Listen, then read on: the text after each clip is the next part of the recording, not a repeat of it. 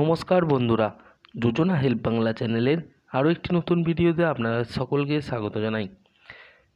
আমরা সকলেই জানি এসএসসি দুর্নীতির কথা। দুর্নীতির মাত্রা এতটাই চরমে পৌঁছে গিয়েছিল যে প্রায় 26,000 শিক্ষককে চাকরি থেকে বাতিল করেছিল কলকাতা হাইকোর্ট। কলকাতা হাইকোর্টের রায় না মেনে রাজ্য সরকার সুপ্রিম কোর্টে মামলা দায়ের করে। বর্তমানে সেই মামলা সুপ্রিম কোর্টে বিচারাধীন। তো সম্প্রতি সুপ্রিম কোর্টের একটি রায় বেরিয়েছে। কি হতে চলেছে 26,000 শিক্ষকের ভবিষ্যৎ, চাকরি থাকবে না যাবে, কি বলল আদালত, এই সংক্রান্ত খুঁটিনাটি তথ্য জেনে নিন আজকের এই ভিডিও থেকে। তাই ভিডিওটি স্কিপ না করে প্রথম থেকে শেষ পর্যন্ত দেখুন। আর চ্যানেল নতুন হলে অবশ্যই চ্যানেলটি সাবস্ক্রাইব করে নেবেন। এসএসসি 26,000 চাকরি বাতিল মামলায় বড় আপডেট, কি রায় দিল সুপ্রিম কোর্ট।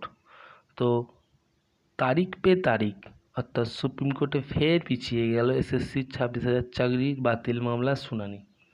আদালত সূত্রে জানা গিয়েছিল যে 10ই সেপ্টেম্বর মামলার শুনানি হতে পারে। এর আগে একাধিকবার সর্বোচ্চ আদালতে পিছিয়েছে শুনানি, আর এদিনও তাই হলো।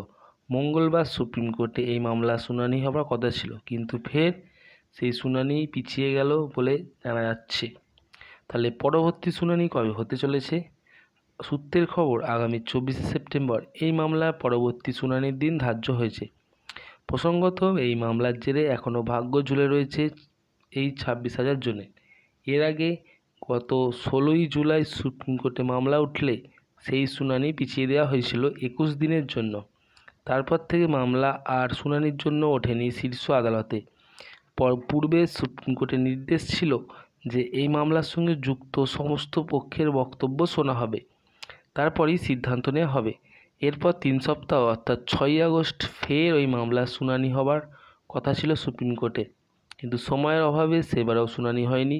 আর এবারে 10 তারিখ অর্থাৎ এসএসসি মামলার শুনানির সম্ভাবনা থাকলেও তা হলো না। ফের একবার হতাশ হতে হলো মামলার সঙ্গে জড়িত শিক্ষকদের। প্রসঙ্গত, চলতি বছর 18ই এপ্রিল নিয়োগ দুর্নীতির জেরে এসএসসি 2016 সালের গোটা প্যানেল বাতিল করে দেয় কলকাতা হাইকোর্টের 2 বিচারপতির ডিভিশন বেঞ্চ। আদালতের এই রায় নিয়ে তোলপাড় শুরু হয়ে যায় গোটা রাজ্যে। উচ্চ আদালতের রায় এক ধাক্কায় প্রায় চাকরি যায় 26,000 জনের।